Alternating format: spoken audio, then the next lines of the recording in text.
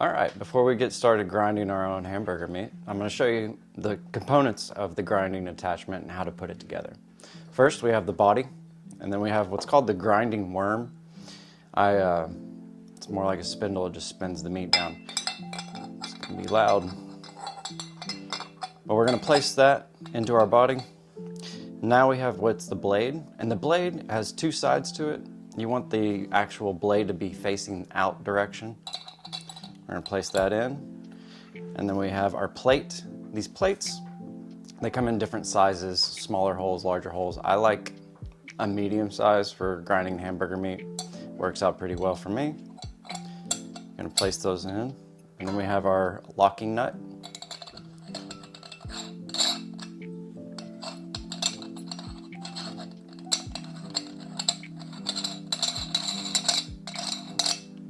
Once that is all in, this is the part that goes into your freezer, and you want to put this in the night before you're going to grind your hamburger meat. That way it gets really nice and cold, and the fat doesn't start to melt as it's getting ground, because grinding causes friction, friction causes heat, heat melts fat. So that's why we put it in our freezer. I think for this video I had it in there for 3 or 4 days because I didn't know when I was going to film. But that's your body. That's the part that goes in the freezer, like I said. Next, when you're going to put this into your KitchenAid attachment, we have what's called the hopper. And it just slides on top. And this is where you put your meat, and it goes into the hole, goes down, comes out. This is your plunger to help push down the meat. And that is it. So we'll get set up and we'll get to grinding. All right, guys. Welcome back. What I got so far is I have some tenderloin scraps. I know I mentioned in a video I normally don't do tenderloin for hamburger meat, but you know, I only have a little bit here. I did pick up some T-bones, and I've had these for a while. They were on clearance at my local grocery store. That's a great place to look for steaks before you even go and look at the prices that are already out there, because getting a T-bone steak for cheaper is always best.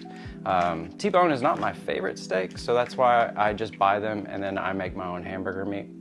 I actually call it Ass Hamburger Meat because it tastes a lot beefier than the chuck that your hamburger meat that you're buying at the grocery store. I also have a top sirloin and another top sirloin, and I have a strip steak, and the last two are another T-bone. I'm gonna go ahead and cut this up into about an inch and a half pieces, and then place them in a bowl, and then I'll bring you back. I'll attach the grinding attachment to the KitchenAid, and I'll show you how that process works itself. When you go to grind up hamburger meat like this, like we're doing today, you want to put your beef into the freezer a good 30 to 45 minutes. You want it to be cold as possible, as in... All right, welcome back. Well, I keep saying welcome back, and I probably shouldn't, so. All right, everybody, just got done. I cut everything up. As you can see, I have quite a large chunks. They range from an inch to an inch and a half, but I got that cut up. I have the reserve of the bones that I'm gonna vacuum seal, put back in my freezer, and when I go to make beef stock, these are the bones I'm going to use. And this is a good way to save money, buying steaks on clearance, and then also having a better quality of hamburger meat. It's just something that I picked up, and when I buy these steaks, and I buy them one here, one there, maybe 3 or 4 if they have them, and I bring them home, vacuum seal them, put them in the freezer, and they're good for about 6 months, as long as you vacuum seal them. There is a way to vacuum seal without, and it's the water displacement method. And there's videos out there. A good friend of mine just did a video about that. So I'm gonna go and start grinding this up. Anyway, we're gonna get started. You're gonna wanna use a lower speed. So 1 is perfect for this. I have my plunger, which is here. And what I like to do is grab random pieces of meat since we had 4 different cuts, I want those to be blended in very well together. So I'm just gonna go ahead and grab and start grinding up, and then you're gonna see the steak come out. And a good burger, the best burger The best fat to meat ratio for a burger is going to be your 80-20. So that means you're going to have 80% meat, 20% fat. You can do 70-30. That gets a little too greasy for a lot of people. They have a hard time digesting. It could cause upset stomachs when you get that high in fat content. Your 93-7, you just don't have the flavor that we're looking for a burger. So that's why 80-20 is better when you go to buy hamburger meat. And I'm digging in the bottom to get this top sirloin. I want that mixed in with our strip and our T-bones. As if you don't know, a T-bone is actually a bi-cut where it has the strip on one side and that T-bone separates where the fillet comes from. So you get kind of best of both worlds. If you like strip steak and you like, I shouldn't say strip steak, but like a New York strip style and slash some kind of ribeye. And then you have the more tender and less fatty cut on the other side. That's why T-bone is popular, along with a porterhouse. The difference between a porterhouse and a T-bone is that your fillet cut is much bigger on a porterhouse than it is on a T-bone, because your T-bones come from the end of the whole beef tenderloin. And if you want to see what a whole beef tenderloin looks like, I have a video and I'll put it in the description and link it. And I break down a whole beef tenderloin and cut my own fillets from it. And then I did another video on showing how to cook a fillet. There's one method of it, and I'll probably do another method where we use a sous vide. So I'm gonna get done with this and I'll bring you back and we'll start working on our double bacon cheeseburger. All right, see you in a minute. All right, everybody. So out of those steaks that we've got probably a good 5 pounds of hamburger meat. And I just wanted to let y'all see. We're gonna go ahead and vacuum seal what we're not gonna use tonight, and then throw that back into the freezer, and that way it'll be good for us later on. All right, guys, got everything set up. I got the bacon cut, it's on a sheet rack. I have a preheated oven at 400 degrees behind me, and this is the best way to cook bacon. To be honest with you, restaurants, this is how they do it, because they have to make a mass amount of bacon at a time. And instead of frying it in a pan, getting grease, splatter, everything else, this simplifies the method. I'm gonna go ahead and put that in. And for you at home, if you have a convection oven or, you know, a good oven, I would put it in at 400 and I would check it at 15 minutes just to see where you're at, and then adjust your time from there, because every oven is different. Ovens have hot spots just like grills do. And I'm gonna throw this in the oven, set a timer, and then we're gonna make a burger sauce. Little stretch. Get your fight move. Yeah. All right, bacon's in the oven. Got the timer going, so when that beeps, we'll know to check it. We're gonna start with a bowl. I'm gonna move that off to the side for first. We're gonna start off with some cornichons, which are really small. They're petite. You don't have to buy cornichons. You can do this with just straight dill pickle. You can do it with buttered pickle if you prefer buttered pickle for that, like the bread and butter ones. I prefer the cornichons. I like them. They are a little bit more expensive, but for the quality, I think it's worth to go for. So I'm gonna take probably 4, since I'm doing 2 pounds of the hamburger meat that we ground up earlier. And I'm gonna dice those extremely small. It's called a brunoise, which is about 1/8 of an inch by 1/8 of an inch. Okay, I have my cornichons finely diced. I'm gonna start with mayo. This mayo is a Japanese mayo. It's called a QP. It is probably the best mayo out on the market unless you make it yourself. I get this at an Asian supply market here in town. It is a little bit more expensive. If you don't go with QP, my next recommendation would be Duke's. And then after Duke's, it would be Hellmann's. There's a flavor difference between all 3 of them. So I'm gonna use QP, I have it. And so I'm gonna put in a good 2 tablespoons. Next, I'm gonna do French's yellow mustard, which I'm kind of running out of. And I'm gonna do 1 tablespoon. Like I said, I'm running out. But we're here about saving money. And that's 1 tablespoon.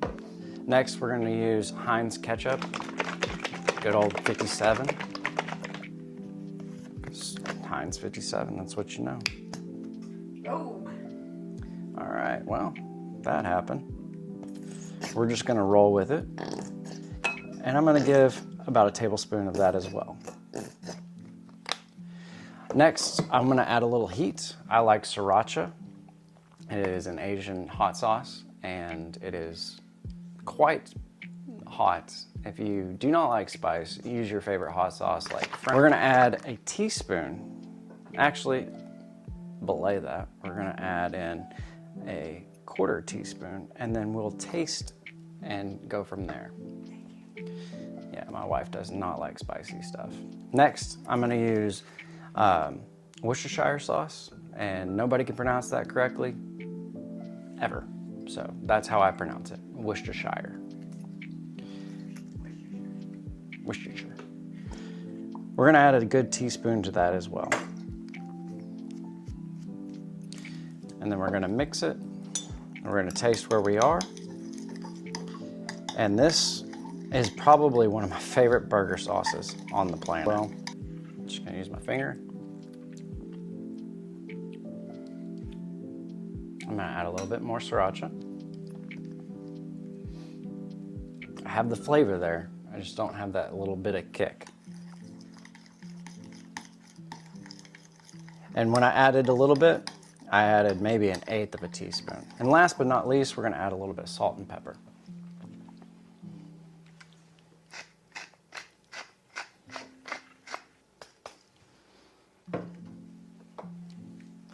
And I know this is bougie because I have my own little salt container, but you know. I saw it on a YouTube video and I wanted to get one myself. Our final taste. Yep, that's good.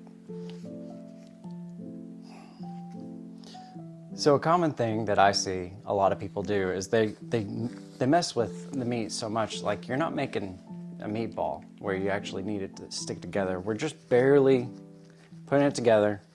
Now that I've got everything weighed out, I did check the bacon at 15 minutes and it was not ready. I went ahead and added another 10 minutes to that. So I have weighed out, I have 8 burgers. That's the timer. If you have a flat griddle or you have a flat top, like a Blackstone or something similar to that, or you have a cast iron flat skillet that you can put on your burners, go ahead and use that. You can get multiple done at a time. All right, everybody, welcome back. I got you overhead. Right now I'm toasting my buns. I do this because the sauce is wet and you don't want it, you don't want a soggy bun. So, got a little bit left to go. We're gonna do this for 3 buns, and I'm only gonna show you one because that's not rocket science. I got my heated pan. My seasonings, garlic powder. I like Lowry's seasoning, and I like Cavender's. I know. So, first I place the burger down. I take my spatula, I take the handle of the second one, and I do kind of a rocking motion. And that rocking motion allows for a better separation for the burger. And if you do have sticking, just use the other spatula to pull it off. So I have garlic powder, I have Lowry's seasoning, salt, generous amount. And when you're cooking the first side, when I know how to flip is I look and see on the side of the burger, and then that way you can see the Maillard reaction happening. I also have a lid for when I put on the cheese, then the steam from the burger itself will help melt that cheese down. It looks like we're getting close.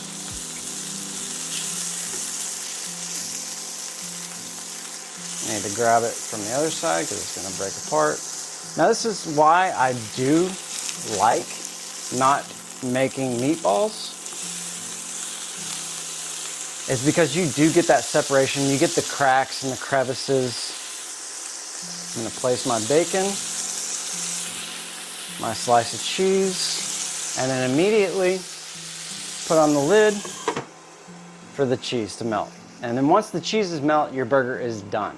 And then we pull it off, we start over, and I'll bring you back in. I'll show you the best looking ones, and we'll make our burger from there.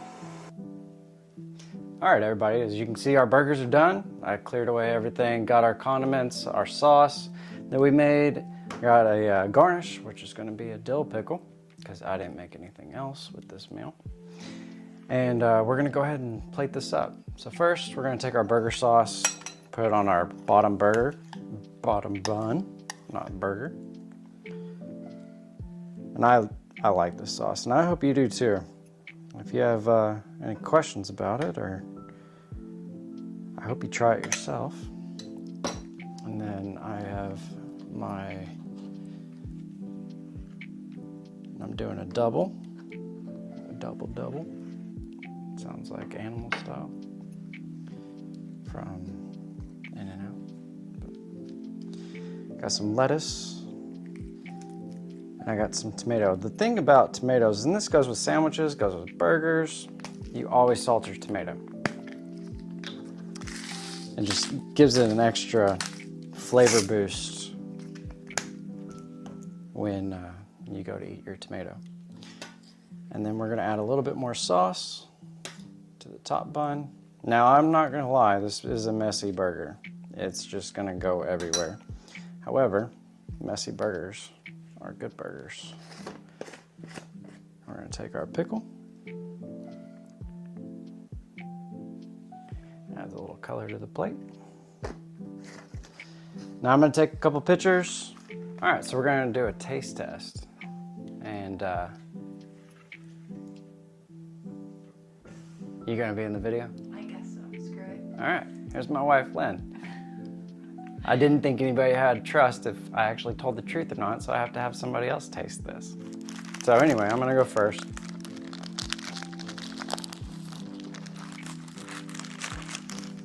I don't know if I can get my mouth around it. All right. I don't normally eat bacon or bread, so this is. Oh yeah.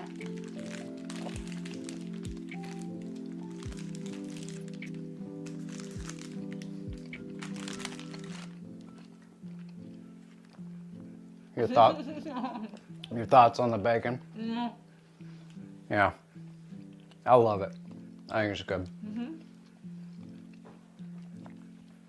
Burger's well cooked. I see a slight little pink. It's perfect. So anyway, this is my dinner. Hope y'all enjoyed it, and hopefully y'all come back, and I'll show you more ways to save money at grocery stores and have delicious food. I mean, we ground our own meat from steaks we got on clearance, made smash burgers, had a little bit of bacon, a little bit of, a little bit of love maybe, All right, y'all have a good night.